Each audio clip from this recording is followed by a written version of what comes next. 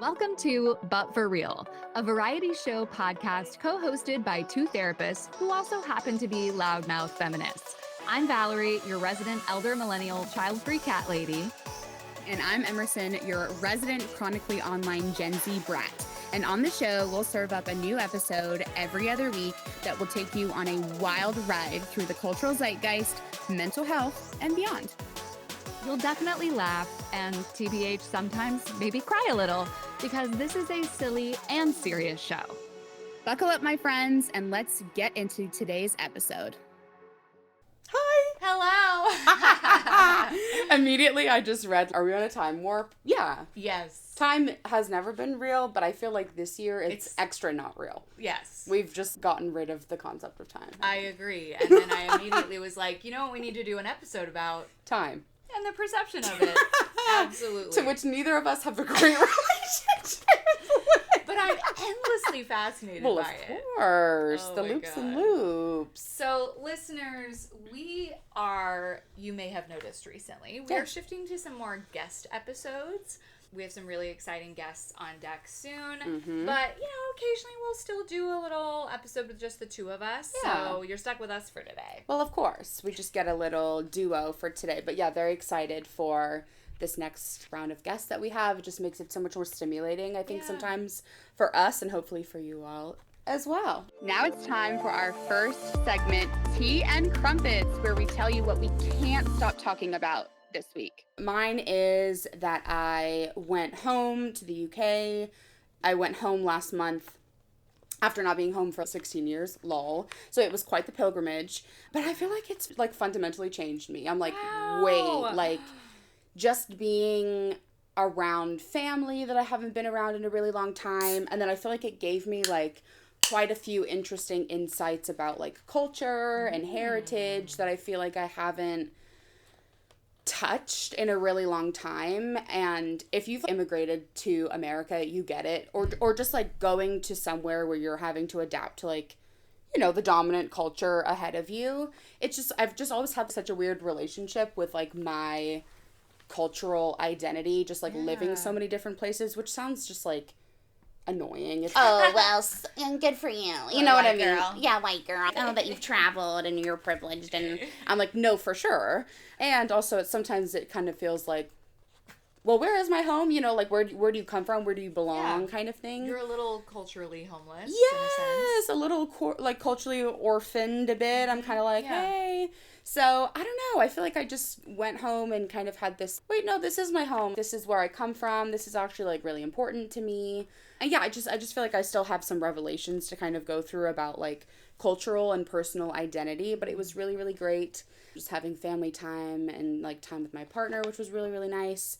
So, yeah, just a really great time. Love it. And I miss it, and I'm grieving being in America. Yeah, because I'm like, wow.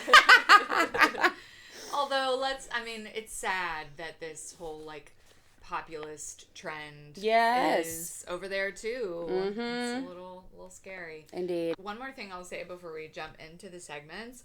Well, two things. One, if you are watching this on YouTube, you will get to observe all three of my beverages this morning. Three beverage it is minimum. A 3 beverage morning. Yes. Yeah. And also, one thing kind of behind the scenes that's exciting that we're working on is we're working on improving our AV setup. Yes. And I told Emerson before she got here this morning, it was just a shit show. It was me a just moment. one thing after another. Well, this doesn't work. Well, this doesn't work how I thought it would. So soon, listeners, viewers, soon we will have improved audio and video. Hell yeah. So stay tuned for that. Love. Okay. Oh, well, what have you... I'm like, okay, what have you been doing? Tell me about it. Well, I did. Kinda. I don't know. Your 3 hobbies? So, yes, I am recycling some hobbies. It sort of happened, like, accidentally. I just one day was like, you know what I'm gonna do? Pick up the guitar that I haven't touched in 6 years. Love. And also I was like, I need to start a Buffy rewatch. And now I'm just like knee deep in that. and also tarot, Fun. which I have still kind of dabbled in over the years, but like I was really into about 5 years ago, and so I'm really into it again. Yeah. And I'm so excited and studying my cards, and I'm not normally a hobby person. Sure. I'm like, I like fitness and I like my work, you Sure. know, which is kind of sad. I mean, I love food and being outside and stuff. But yeah, it's kind of fun to have these things that are lighting up my brain and getting me excited. Yeah. Stimulating. Ooh. Yeah. Now it's time for Step Into My Office, where you get advice from your favorite professionally qualified, personally peculiar therapist. Dear Val and Em, I moved to a new city about 2 years ago, and I still feel like I haven't found my people. I go to things, I try, but nothing is really stuck. Everyone already seems to have their groups, and I don't know how to break in. I'm starting to wonder if I'm just bad at this. What am I doing wrong? Signed, chronically, the new kid. Oh my God. I feel like even just like new city, I don't know. We're in Nashville, obviously. Hey, we're in Nashville. I feel like the thing that I talk to so many clients about is this exact same thing of, hey, like, I have people every week that are like, how do you like meet people and make friends in Nashville? And I feel like it's not just like a Nashville problem, just city can be challenging, or just, I don't know, dude, like moving in general just is hard. Like when you're trying to get in somewhere, especially if you feel like a lot of the spaces that you are trying to break into maybe are very insular. Yeah. They've just had their people for a long time. You know, I'm curious of I go to things, I try, but nothing has really stuck. Are the things that you're going to the things that you like, or is it like I'm trying to go to this like meet up for something that I just know that people will be there. Should do. Yeah, like lots of shoulds. Yeah. Shoulding, I feel like, really happens with like adults trying to find community.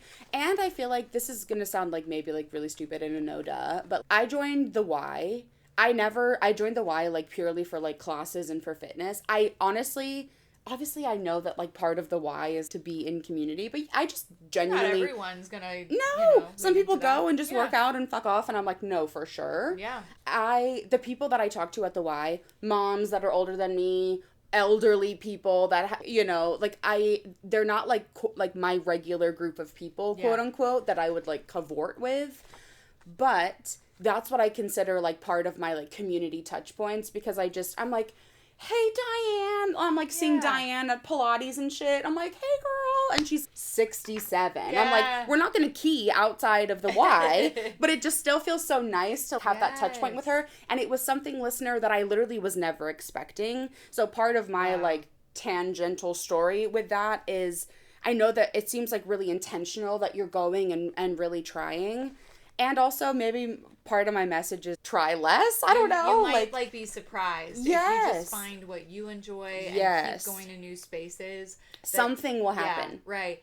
And I think that's a beautiful example of like your Y friends, or like those weak ties, which we'll talk more about in the episode, that are like, I think we sometimes shit on, because having one or two really close friends is so crucial, and we have a whole episode on friendship, that community in that wider sense is also really important, and you kind of need both in a way, right? Yes. So I think that's one of the things that I was thinking too, when you're like, well, if you went and it was just like, well, there's not really community here. A yoga studio, for example. If you're into yoga, you might have to go to 7 yoga studios before you find one that feels like it has a community vibe that's welcoming and inclusive and, embraces you. And that's no shade to those other studios. It might just be that maybe they're less community focused, or there just hasn't been that sort of magic alchemy that's happened in that space. And so whatever you've tried, could you do more of that in other places? Because sometimes it's just like volume, That's so true. Yeah, I feel like the Y gifted me with that, where it's just kind of course, the baked in community piece is there. And Valerie's right. Like, people do just show up, or like it's the pottery class that you're going to take or whatever. A lot of what I've been talking about with clients is, can you go join a class of some kind? Because really, I feel like the class, most people are going to that because you want more of the community touch point. You want the opportunity to talk to people. So whether it's fitness or craft or like a creative writing class, like something within your interests. Because I really hear, okay, I'm trying to join this, or like a rec league or something, like something more. And listener, you may be like, bitch, I've done those things, and like it hasn't gone anywhere. But like Valerie said, you may have Do to it keep more. doing multiple and just do it more. Don't give up. Keep listening. Yeah, more to come from there. But new kid, you're not the only new kid, and you're so not alone. And now it's time for the DSM. In our DSM, all varieties of dysfunction, spiraling, and meltdowns are welcome. In this segment, we break down complicated concepts and common misconceptions about mental health, well-being, and tell you what we really think. So, we've talked about friendship before, Catch Hour, the one about adult friendship episode, but today we're talking specifically about community, honey. The art of gathering, the science of belonging, and just why you need more community than just your group chats. That's a big at me. And it is. So, of course, take a shot big time every time we talk about TM, the loneliness epidemic. I'm obsessed with talking about it. So, we pulled a study here from the U.S. Surgeon General's 2023 advisory on loneliness. Very official. Official. Social isolation carries health risks comparable to smoking 15 cigarettes a day. Yowza! Yeah. Wait. I'm scared.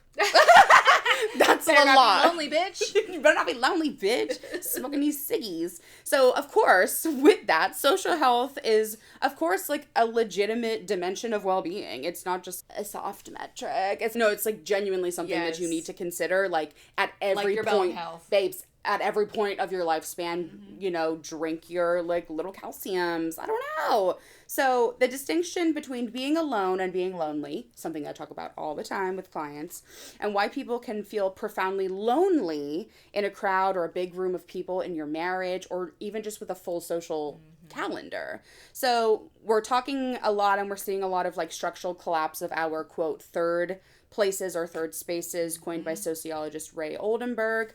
So the places that aren't home and aren't work. So this is your local coffee shop, the Y, the park, church, the bar, whatever, where informal belonging used to happen more organically. And of course, the church piece specifically has been one that has been a massive cultural shift. I mean, obviously, oh my God, we're up in the Bible Belt. There's still plenty of church going on. Oh, throw a rock, babe. And, some of it is like, I have, again, a number of clients or friends and myself in the past who've had beautiful community at church. So it's not to throw shade on church. However, the wider cultural trend, not just here, but in many places in the world, is that type of third space is becoming less and less frequent as people are sort of moving away from structured traditional religion. Yes. That kind of goes into that, like, the concept of our weak ties when we look at these third spaces too, like Val mentioned. So weak ties is coined by sociologist Mark Gronevetter. Sorry, babe, if I said that wrong. So our weak ties are acquaintances and or like loose community connections. But these, again, like we kind of like not shit, like sometimes shit on them or just don't give them the credence. Just like small talk. We're like, we're like, I'm allergic to small talk. I'm like, all my neurodivergent clients are like, I'm allergic to small talk. I'm like, I know, me too. And also, we have to talk about the weather sometimes. I'm sorry. So yeah, these like loose community connections are often as important as our close relationships and frequently more useful for resilience and resource access, which is just, hey, mutual aid, hey, like us like giving a shit about each other. Hey, can I borrow your shop vac? Yes, like I need your like Bissell green pit like thing to clean my fucking couch. I don't know. So the peculiar grief of people who have everything and still feel disconnected, and what that tells us about how we've structured modern life, right? Like everything that's getting in the way, busyness, perfectionism, fear of rejection. Take a shot every week, me to myself, when I have a client that's, I want to make a new friend, but if I ask, is it weird if I tell someone I want to be their friend? No, you're 35. Go tell someone that you want to be their friend because they need a friend too. You know, the layers of like past community wounds, feeling rejected if you've been rejected before, layers of neurodiversity, and just, I don't know, the exhaustion of performing versus being received by people all the time. So there's a lot going against us. And it really is so hard because, like you said, there are some maybe friend groups, for instance. Yes. That they're just like, they're all set. Yeah, they might like you, but they don't really have room.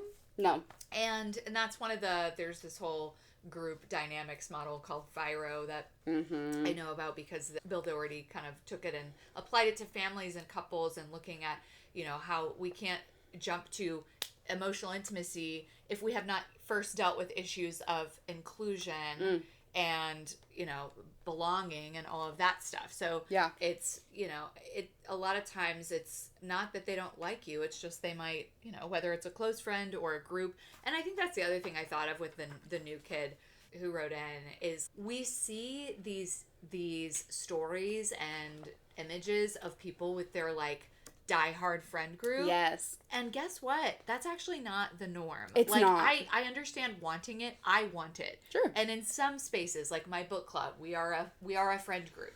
But, you know, I don't have that, you know, the friend group that you see in some of the movies. Me either. And yeah, don't think there's something wrong with you if you don't have that. No. So speaking of my book club, which to me has been such a beautiful example over the past 2 years of building community and what it looks like to do that intentionally.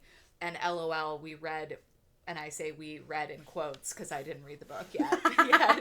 Priya Parker's The Art of Gathering. I did listen to a fabulous podcast episode she did on We Can Do Hard Things. And I was like, okay, now I want to read the book. Now I have skin in the game. But we had a wonderful conversation about a lot of these topics. So I think I get a lot of the gist of her thesis, which is really most gatherings. So you know, there's this intersection of community and gatherings, of course, because when we are in community, what are we doing? We're gathering. And not this was a really interesting conversation among all of us because we were kind of like, okay, we get that the intentionality, the purpose and all that is really valuable, but also sometimes we just want to sit together. Yes. Sometimes we want to exist with no agenda. Correct. And I think it depends obviously on the type of relationship and the level of closeness, safety, intimacy, all the things. So yes, there's absolutely space with your people, whether we're talking one-on-one, small group, large group, to just exist together. And I think that's so valuable.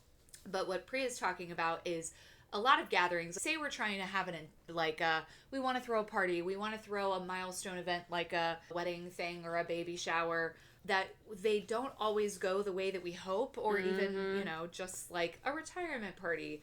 And we usually start with the form or the format. I want to do an X party. Yes. Instead of like really tapping into what is the purpose of this gathering. And then as the host, hosting your guests from the moment basically you announce the thing. I went to a beautiful event recently, which is kind of on the DL, so I'm not going to name it here. But it's a woman in town who is amazing, and she's hosting these new kind of things. And she started hosting us from like the very first email.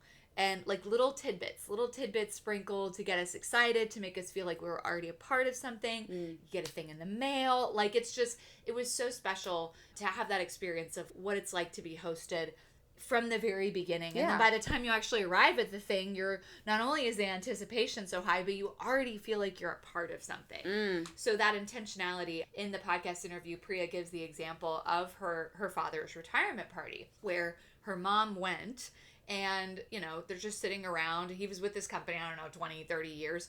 And he, like, everyone was just eating and kind of cavorting, as you would say. Cavorting. But there was, like, nothing was happening. And the mom was like, is this it? Like, he's been here for 35 years or whatever, and this is it? So she had the courage, the vulnerability to stand up and kind of clink her glass and be like, hi, so I'm wondering if anybody would people be interested in sharing like a story about, you know, I'm his wife, and would people be interested in sharing a story about some kind of memory you have from working together? Right. And then one little brave, courageous intern like raised a hand and was like, yeah, he's just always, I know that if I have a thing, I can always come to him, and he's been so helpful.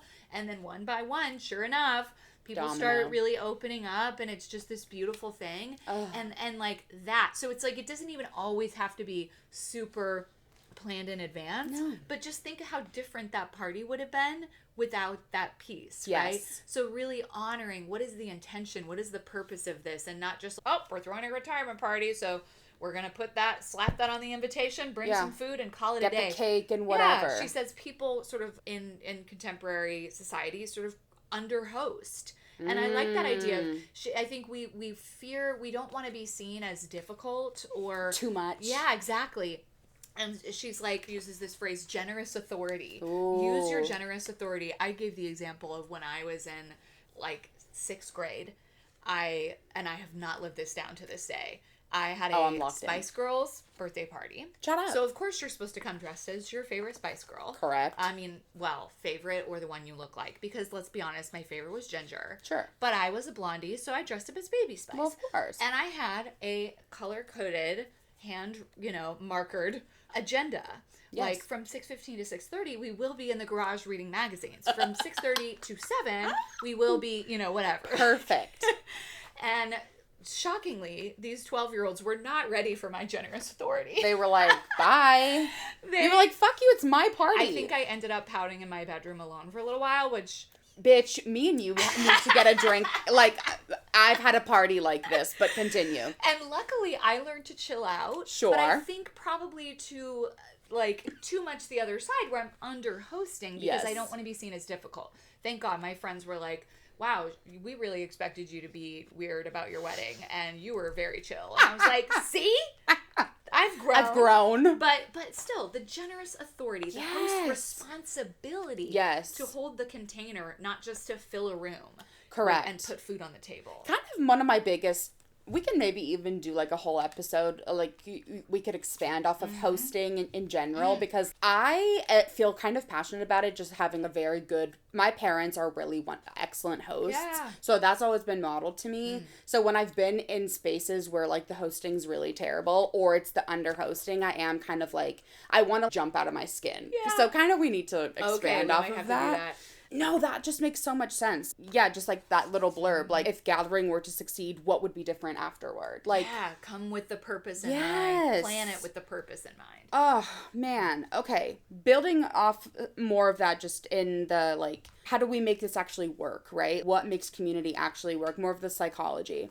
So, Brené Brown, Hey Diva, her distinction of belonging versus fitting in. I feel like most kind of pop psychology realm folks know about this, but if you haven't, fitting in requires changing yourself, and belonging requires being received as you are, which just like, holla. So we have this other kind of framework. This is from the 80s, babe, but it's still the golden standard. 1986, a good year if I say so myself. You said, hey. We're looking at nearly 40 years of empirical evidence off of the sense of community theory, baby. So this definition per Macmillan and Chavis. Sure. So community is, quote, a feeling that members have of belonging, a feeling that members matter to one another and to the group, and a shared faith that members' needs will be met through their commitment to be together. Hey, we just want to feel important to one another. And there's a validated index for this, and it's measurable. Like, we can, like, sociologically measure these things. So, more just kind of the conditions of this community theory. A large element of this is that repeated contact over time. I wouldn't have been chatting to Diane at the Y if ever so often we both weren't dying during bar and I turned to her and said, oh my God, I think I'm going to die. And she goes, oh my God, me too. So like that proximity principle. Friendship forms through repeated, unplanned exposure to the same people. So this is why you have school friends, right? Because we're in the same grade, but then you're an adult and you don't have fucking school friends anymore because you go to work, but then you have work friends and then you have blank friends or whatever. So, our neighborhoods and our schools were historically the most powerful engines of this, but of course that does change when we're growing up and getting older. There's like a lot of different studies that we'll definitely throw in, but one from 2022, this was a randomized proximity at boarding schools showing that repeated contact doesn't just create more friendships, it creates more diverse ones. So because exposure lets people learn about others, they wouldn't have chosen based on similarity alone, which I think is huge. And especially to like anyone living in Nashville or like a city, like please take advantage of the diverse elements of where you live, especially if you live in a city, in what that can expose you to in terms of this community. Right, looking for those third spaces where, because I think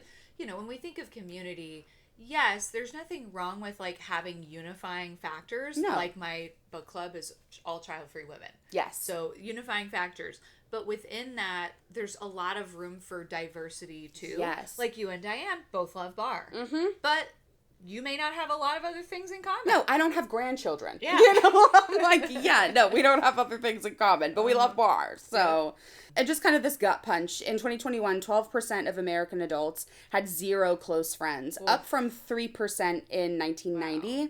The decline started before COVID. We all think COVID killed everything. It kind of did, but this was before, babe. So we've systematically dismantled kind of the conditions that used to generate that repeated contact organically. Even before COVID killed a lot of that organic nature off. So, you know, we're looking at shared meaning or purpose as kind of like another condition of this theory. So one of the 4 core elements is shared emotional connection, which Macmillan and Chavis called the definitive element for true community. So shared purpose is what enables what Macmillan later called, quote, the community's social economy. So this is the medium of exchange of self-disclosure.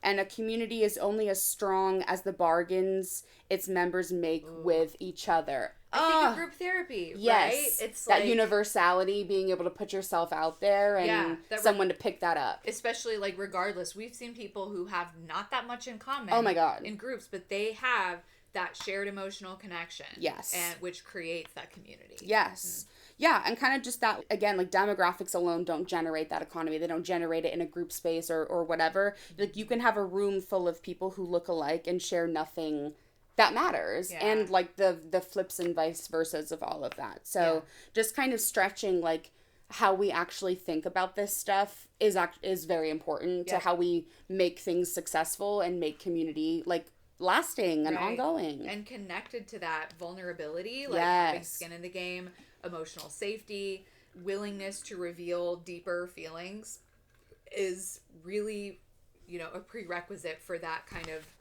shared emotional connection we were just talking about. Obviously, psychological safety and structure helps. Again, in some of the examples Priya Parker talked about, it's that little bit of, you know, bring a story of a time that you know, felt like that really push you to grow, or bring a funny story that happened to you in 2004 or whatever. That, you know, having that little bit of structure can create more safety for everyone to share, including those voices that might tend to like lean back.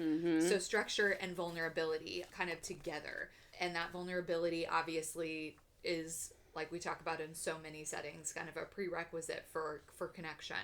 The 4th condition is, again, the container. So the structure, more of the structure is the boundary, the predictability. There was this 2004 Oxford study, looked at both the presence of structured programming, the length and frequency of participation, predicted social support outcomes in community organizations. So structure.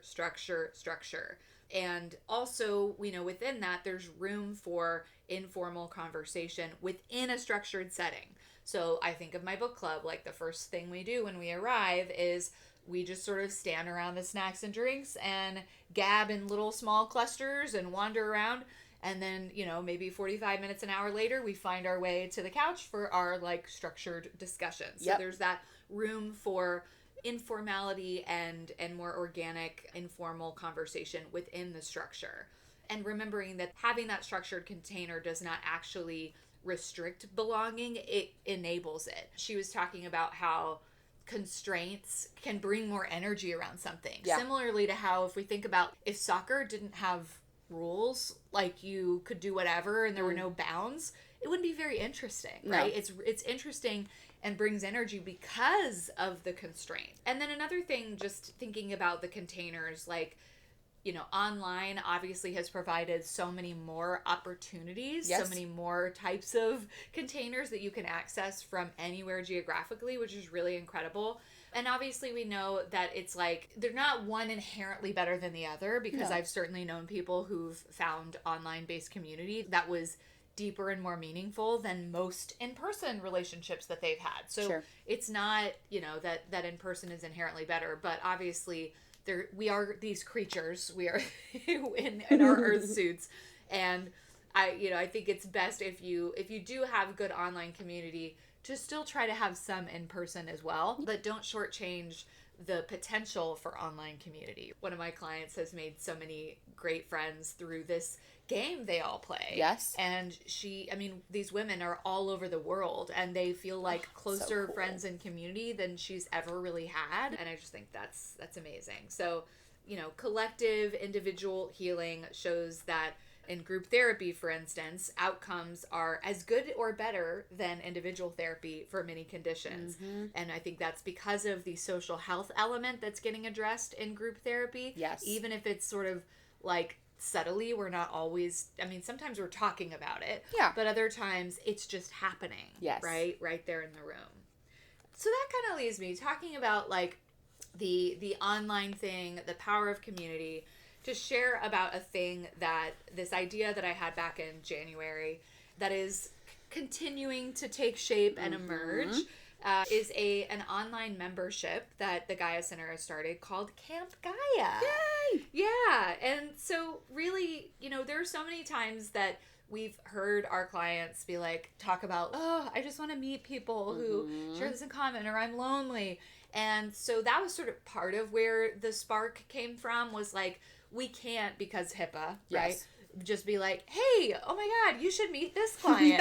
Now, sometimes we can get them to come to group, which is amazing, but not always. And so having a space where, yes, geographically, a lot of our clients are based here, and Camp Gaia is not intended only for people who live here. And I think that's the beauty of it is, there may be like a pocket more of Nashville people, and they could also have the opportunity to connect IRL. But there might be other people in the world who have a similar sort of ethos of viewing individual and collective care as intertwined, right? So how can we meet more of those people, feel connected with people who share that sort of value system, regardless of where in the world you are? So Camp Gaia right now is, it is in its infancy, the way I'm looking at it, which as someone who is historically not very patient, I can tend to be like, well, this isn't working, let's just give up. And I'm really trying to like let this emerge, let it evolve. Yeah. Because it is more than just community, and the community aspect is probably going to be the hardest to like get off the ground. Sure. The other pieces of it, we're offering coaching, which is really valuable. So I'm doing a coaching call every month. We have a co-working call every month where you can just show up, do all the shit you've been avoiding for the past 2 weeks. And we have a community connection call. So if and when people like actually want to tiptoe in and be like, hi, it's lightly structured. Yes. To kind of bring a little bit more of that sort of emotional safety and opportunity to tiptoe in gently. So we have the live calls, and then in addition to our community space, which is not on Facebook, not on Meta. It's on a beautiful little app called Heartbeat. Which is just so cute, by it the is way. really cute, Heartbeat, right? So cute. So the community spaces, which is the piece we're hoping that will continue to evolve and really take off. The live calls with the coaching. And the other element is the content, which we call the Camp Buffet. Yes. The mess hall, baby. The buffet. Which is weekly guided meditations, weekly little audio pep talk from me, a little lesson each month on something that's really valuable for our therapy and coaching clients, kind of bringing that to the library of resources, a monthly movement class that I'm leading. So all kinds of things there at the buffet. And it's like $25 a month. And we also have a lower fee for folks who just don't have the resources for that. So yeah, I'm really excited about it. I kind of feel like it is an attempt to really, create this community, but also to be a space where maybe some people are only there for the mindfulness and movement practices, and that's okay too. Sure. They don't have to be seeking community, but really a community with a shared purpose, a shared, bringing that generous authority into a little bit of a structured container. We've got our different chat channels for different topics. So if any of this conversation, this idea resonated with you, just know that Camp Gaia exists and that we'd love to have you. And it'll be in the show notes, but it's GaiaCenter.co, GaiaCenter.co/camp. So, anything you want to add about Camp Gaia? I know it's still new. And yeah, I feel like I've been doing some of our like content for the buffet. So like that was even just so nice to kind of stretch. I feel like I can speak to the piece of like community brain where, you know, I use my brain most of the time as a therapist, right? Like in the one-to-one setting, but the content I've been able to do like some mindfulness, like nervous system regulatory stuff, like stuff that I'm really, really passionate about that I do all the time in clinical work, but making it in a different way, in a different format for people, and also like how I've benefited from, you know, stretching my mind a little bit and putting that out there. Part of that is the vulnerability, like being able to record myself doing something and know that it's going somewhere. And like, yes, we do this podcast, but I don't know, you're just always kind of stretching yourself in that way. So I even like that for the beginning of Camp Gaia, it's already given me something that in a way of, okay, well, I'm a part of the Gaia Center, of course, and I'm a therapist, and that's like my predominant role here. And it's really fun that I feel like we can all use our skills and our mind to come together. So we're already doing the community piece in-house, and we just want to share that, I think, you know? Like, we are very community-driven here as a team, and so we're really hoping that, like, it hits for you if you're wanting something like that. And just, like, it's low stakes. Come check it out. Like, I can't express enough, like, how low stakes it is, you know, because we're all doing enough shit that makes us drained and hard or whatever. So, like Val said, if you come in just to try to hit a few things at first, okay. Yep. See what that's like. No strings, right? And maybe you stick around and see what you think. And if you like it, cool. Yeah. Come on down. Exactly. But for real, the research is very clear. Yes. Other people are medicine. Yes. We need them. And sure, not every person, not every community or group will be the thing for you, but the right ones, the right container, the right conditions, it is truly one of the greatest things in life. So it is worth the effort sifting through the needles in the haystack. Go find your people or build the thing where people like you can find each other. Mic drop. Mic drop. And now for our last segment of the show, welcome to Fire Dumpster Phoenix. It is rough out there, y'all, and we need all the hope we can get. It's time to go dumpster diving for some positive news and rise from the leftover Happy Meal ashes together. So I wanted to pull like a community-oriented one in theme for today. From the Good News Network, of course. East London mosaics aren't just regular street art. They are collections of art completed by community members to lift mental health and to bring people together. Through the founder, Tessa Hunkin, girl, why can't I say anybody's name? Tessa, girl, of the Hackney Mosaic Project, had a chance encounter, I think over 15 years ago, with a recovery group in Westminster, whose folks greatly benefited mentally, socially, and emotionally from the slow and methodical art of mosaic. So like picking through all the glass and the pieces, lining everything up. All of their mosaics that this project have done are like Roman style mosaics, so they're just beautiful.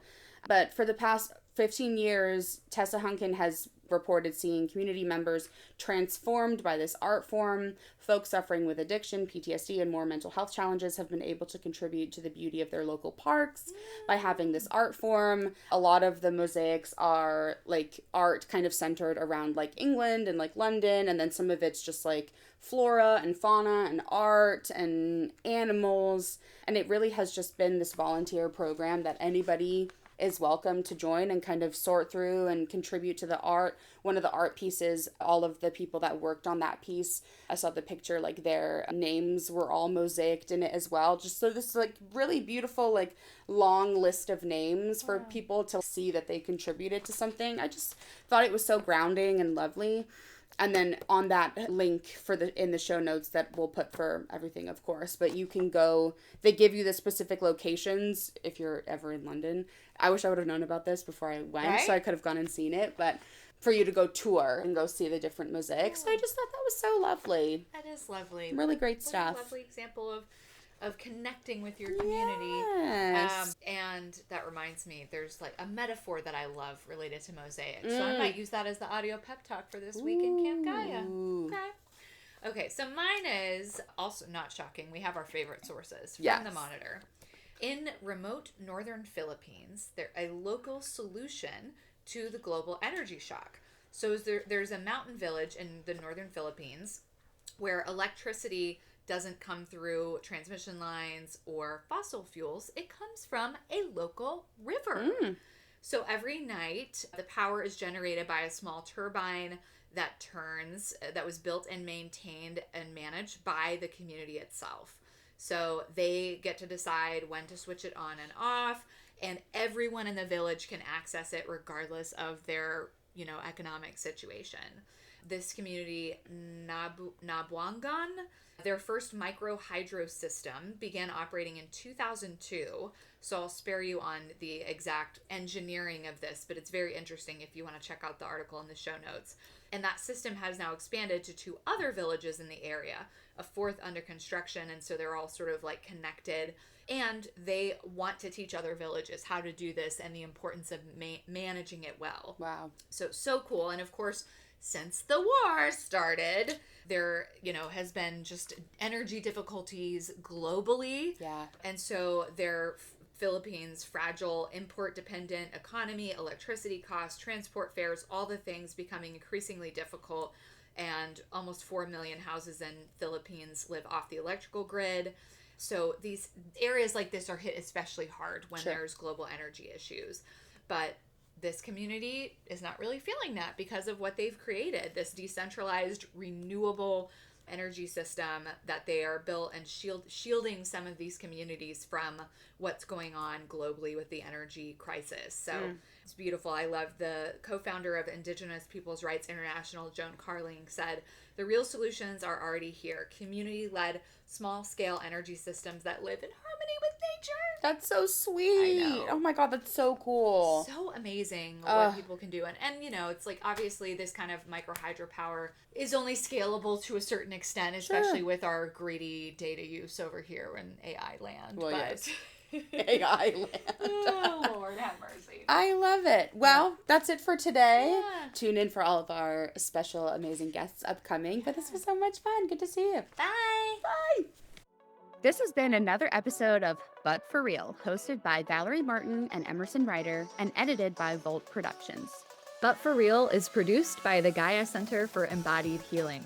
The Gaia Center offers individual, couples, and group therapy for clients across Tennessee and in person in our Nashville office, as well as coaching and other programs for clients worldwide. For show notes or to learn more about our work, visit GaiaCenter.co or find us on Instagram at The Gaia Center and at But For Real Pod.